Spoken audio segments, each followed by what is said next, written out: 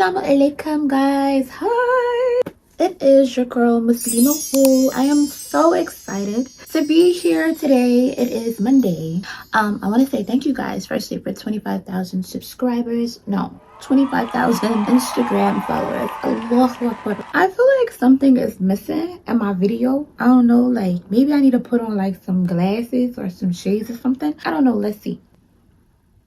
What about these? Do you guys like these? This is like too much. It's too much. I already don't have a neck with my prayer dress, you guys. No neck. That's okay. I think it's kind of cute. Maybe I should put on like the lighter brown ones. Okay, what do y'all think of? Oh, these are giving like Jeffrey Dahmer. I don't like it. I don't like it. So, what are we chatting about today? Oh, is it going to be my testimony on how I became a Muslim? So this is about to be a lengthy testimony. So if you have time, grab your tea, grab your Quran, coffee. I can't drink coffee, but grab whatever you need to grab because your girl is about to do some talking. Let's see. Hopefully, inshallah ta'ala, I can keep it under 10 minutes. That's pretty impossible. This is no filter, by the way. You know, on Instagram, you're able to use the really cute filters, but this is me. This is who I am. Allahu Akbar.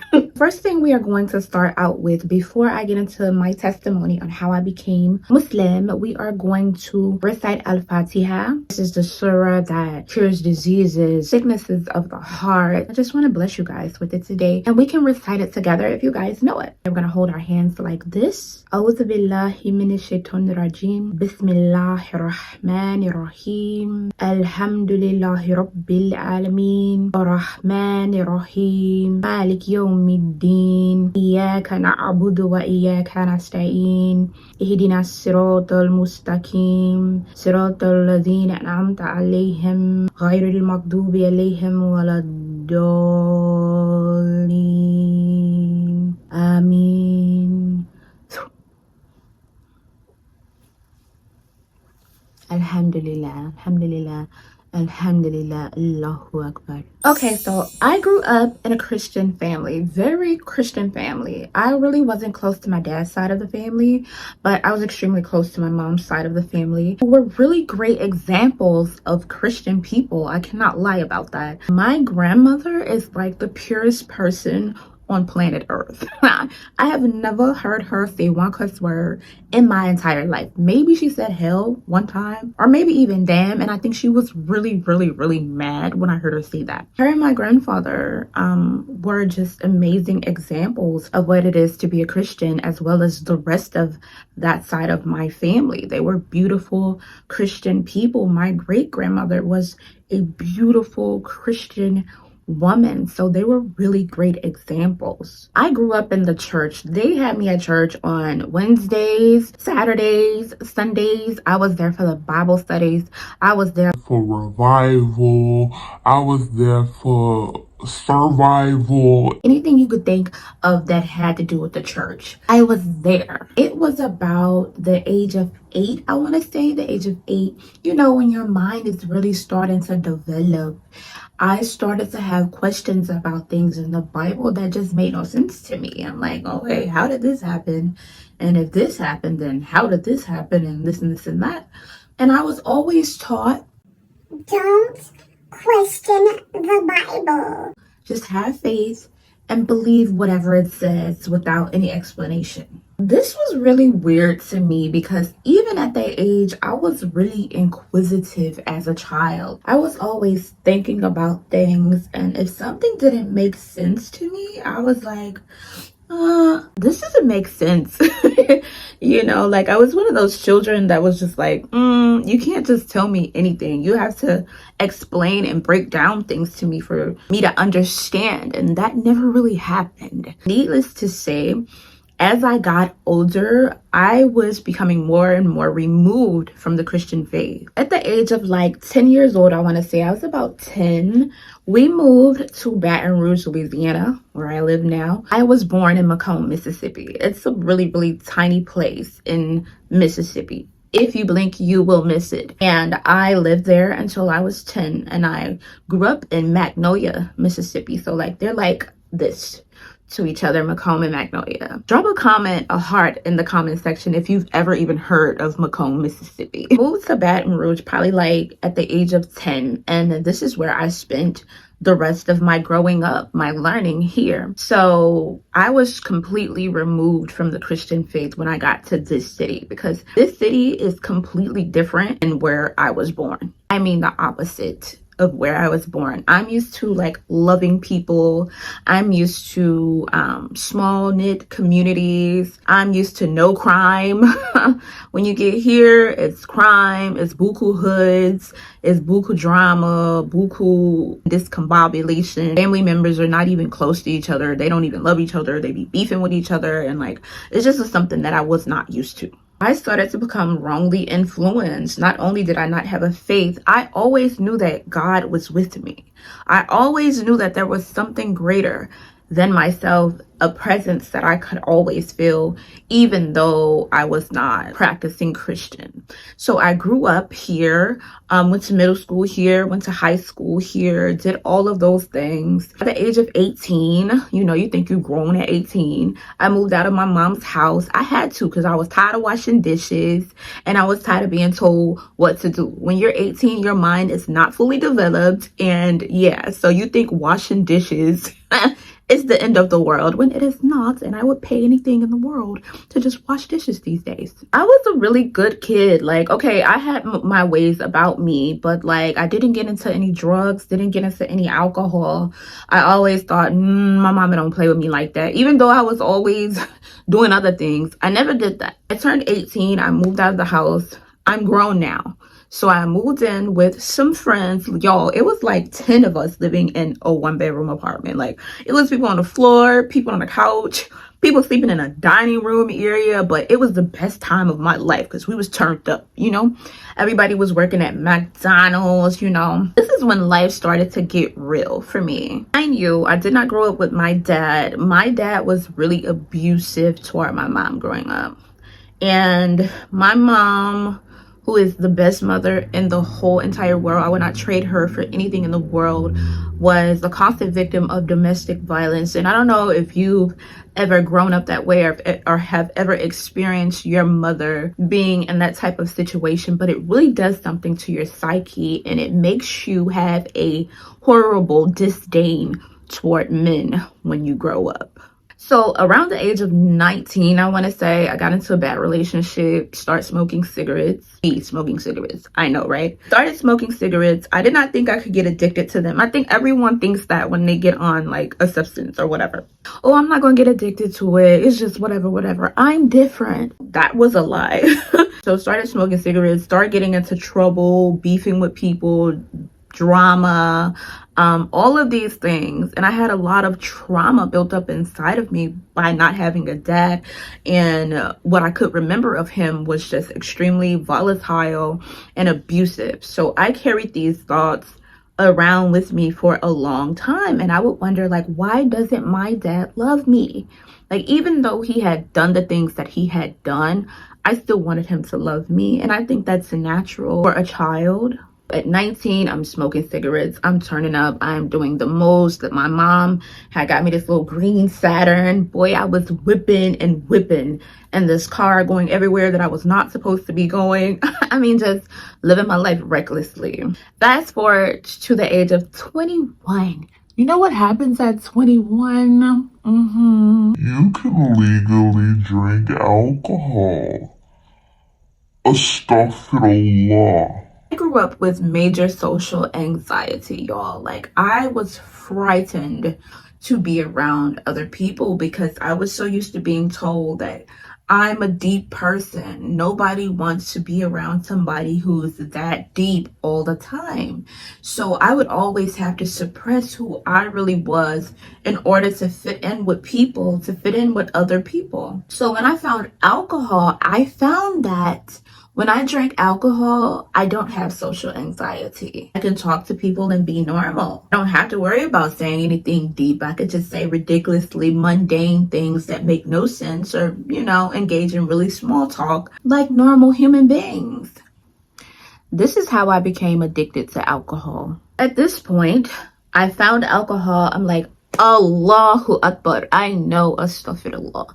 But I found something for myself that gets rid of my social anxiety. I have to think too much. It just allows me to do whatever I want and be carefree and not have a care in the world what people actually thought about me. I thought it was like a blessing. There were some days that I would drink so much that I would literally black out.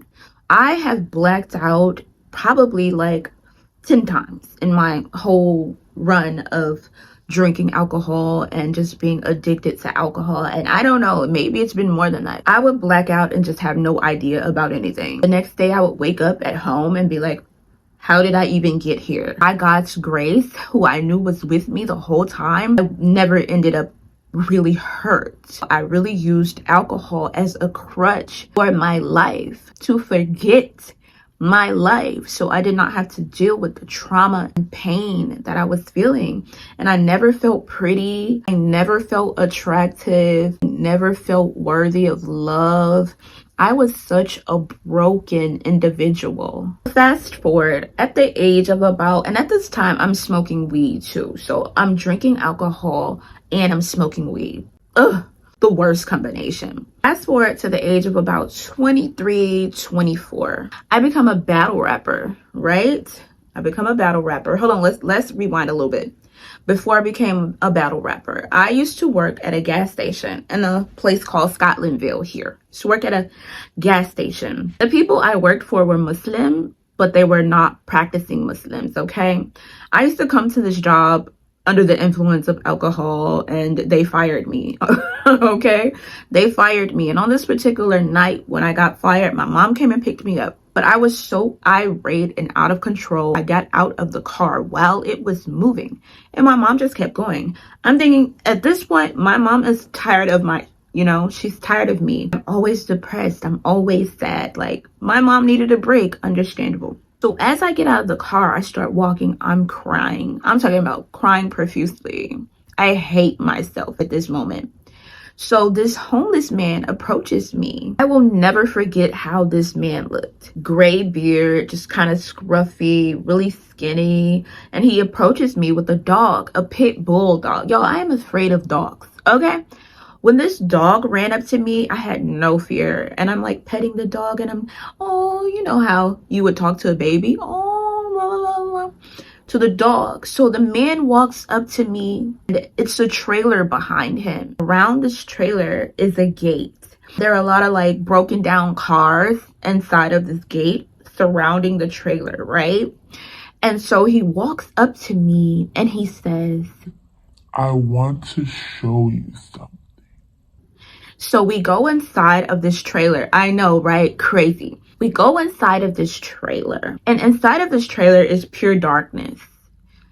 I mean, I could barely see anything. I knew that there was junk everywhere, but I couldn't see anything. And he says to me, do you want to be like me?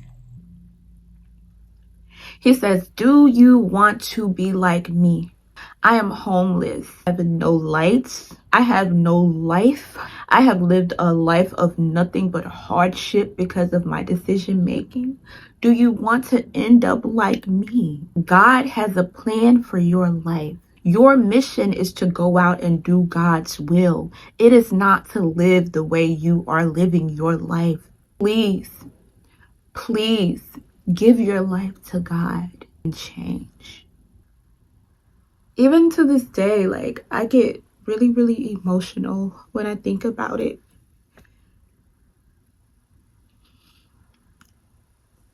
A few days later, I go back to look for this trailer and this gated area with buku cars and stuff like that. And y'all, it's not there. I know exactly where I was when I hopped out of the car behind the gas station on Lobdell. I know where I was. I looked for this trailer. There was no trace of a trailer, no gates, no cars. I mean, there was nothing right there. And mind you, this was only a few days afterwards. I had to go back because the experience was so out of this world.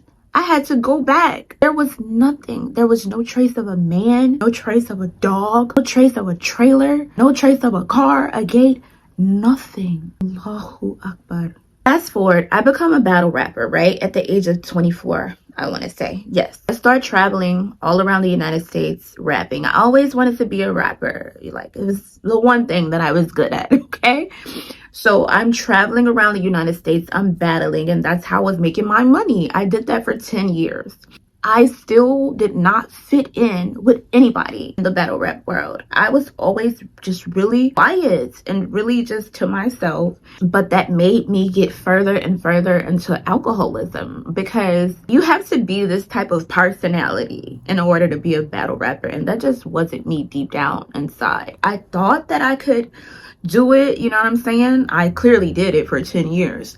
But the whole time I was doing it, I would think to myself, this is not me. I still felt empty. I felt like I had no purpose. You know what I'm saying? I hate drama. I hate bickering. I hate back and forth. And we're literally rapping to each other, talking about how many ways we can destroy each other with weapons and calling each other the B word and talking about everybody's sexual history that was really not true half the time. I finally said, I don't want to do this anymore. I quit. In 2020, a little bit after, because that's when I quit in 2020, I was diagnosed with an incurable brain disorder right after COVID. It's called generalized dystonia. It's a neurological movement disorder. I could no longer battle anyway. Allahu Akbar. Same year I met my husband. Alhamdulillahi Rabbil Alameen. My husband changed my life. When I met my husband, I did not know that a man could actually love or care for me. So initially, like, I was totally pushing him away. I'm like, you know what? This is not real. Every compliment that he would give me, I just would give him like the mean look, like, this lying. He didn't give up on me. He kept going, kept telling me how beautiful I was, how smart I was, how worthy I was. Like, alhamdulillah for my husband. And when I was diagnosed with my disorder, that was the worst time in my life, because I was unable to do anything for myself. I could barely walk. I could not go outside because I was affected by the light. Could not hear loud sounds because I was affected by sound. And I could not watch television without wearing like dark shades. And like, life for me at that point was like no life at all. It was so hard on my husband, and so hard on my mother, and so hard on my sister, and just so hard on my family in general. But they stuck it out with me. They took care of me. And like, I owe them the world for being there for me when nobody else was there for me. Fast forward, I'm working through the new life that I have, because there were certain things that I just could not do anymore. I got into African spirituality. Like, there was like a spirit that came to me and was like, you should do this. I'm like, oh, okay. You know, I'm thinking ancestor wise, and initially like my husband was into like the crystals and things like that, but I didn't want to do that. I wanted to do something that connected more with my people. So I got into African spirituality and hoodoo, to be exact, and I started to make crystal jewelry, and I was really, really good at it without no one having to teach me. I was able to make beautiful things like with no practice. And that was crazy to me. I got deeper and deeper and deeper into African spirituality. I became a hoodoo practitioner.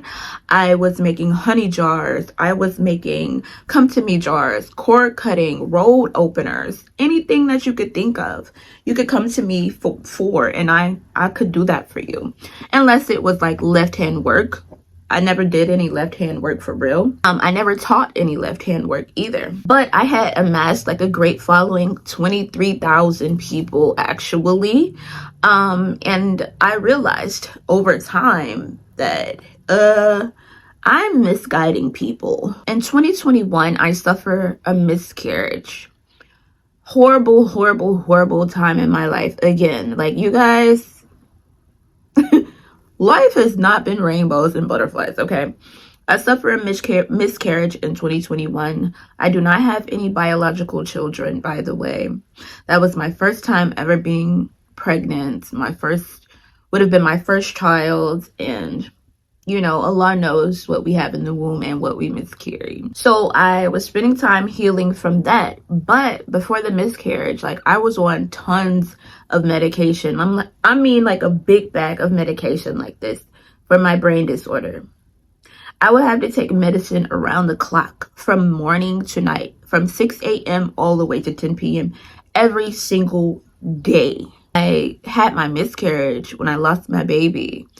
Well, when I found out I was pregnant, I had to get off all medications. I did that. And when I lost my baby, I decided that I was going to stay off the medications. And if my condition got worse, it just got worse. Okay. At this point, I'm back drinking alcohol. I'm trying to deal with my trauma, my pain, my stress. I am making tons of money. I'm doing what I'm doing in African spirituality. Y'all, I would make $2,000 a day sometimes. I promise. It was that serious. Like, I was making a lot of money. I did that for 2 years. All of a sudden, the passion that I had for it dropped. I felt like an empty, hollow shell of myself. I was so depressed. It wasn't a spell or a ritual in this world that could help the type of depression that I was feeling while I was in African spirituality. I felt the type of depression that made me want to unalive myself on an everyday basis. Meanwhile, I was helping so many other people, but actually the truth is I was misguiding them. That's what I was really doing, because they were coming to me for everything. I just quit cold turkey. I'm like, I'm not doing this anymore. I don't care if I'm making money. I'm not doing this anymore. The Lord is calling me to do something different. I'm empty. I'm a shell of myself. I am not happy. I've been miserable for so many years of my life. I just want to be happy. I don't want to have to drink alcohol to feel happiness. I don't want to have to smoke weed to feel happiness. I had been quit smoking cigarettes, by the way. Like, I've been gave that up years before. Allahu Akbar. So I quit making crystal jewelry. I shut down my business. I shut down my YouTube channel. I shut down my TikTok. I went on my Instagram and told 23,000 people, listen, I'm not doing this anymore. I heard the call to prayer and my eyes filled with tears, and I started crying profusely crying. I mean, my whole shirt that I had on that day was super wet from tears, from hearing the adhan. The adhan is so beautiful. At this point, I did not understand what they were saying, because I did not understand a lick of Arabic. Okay, not even a small amount of Arabic. I never thought Arabic would even be a language that I would ever care about. But I heard the adhan and my life changed. I said, oh, this is where I'm supposed to be. And I just called a random masjid. And thank you so much, Brother Rizwan. May Allah be pleased with you for letting me come into the mosque when nobody was there, giving me the code to the mosque and trusting me to be in there in the house of Allah, and to feel what it was like to be in a mosque for the first time. Alhamdulillah. So we are here at the masjid, everybody. It's absolutely beautiful. We're going to come back during prayer hour. I just wanted to show you guys how everything looks. We have our shoes over here. I just wanted to come in and feel the energy, just to make sure like I'm 100% comfortable whenever we return. Baby, you could put your shoes on. But yeah, I'm excited for my new journey. Allah has been calling me for a while now. So I am just ready to accept my calling and just to change my life. So I will keep you guys posted. Love you. Believe it or not, I gave myself my shahada. No one gave me my shahada. It was me and Allah Azza wa Jal, who is the biggest witness of them all. I prayed, I said my shahada, and I gave my life to God. And I've been Muslim ever since. Since then, I have stopped smoking weed. I have stopped drinking alcohol. I have none of those habits anymore. And I took my shahada before I quit those things. I tell people all the time, don't wait till you're perfect to become a Muslim. Become a Muslim now. Let Allah work on your heart now.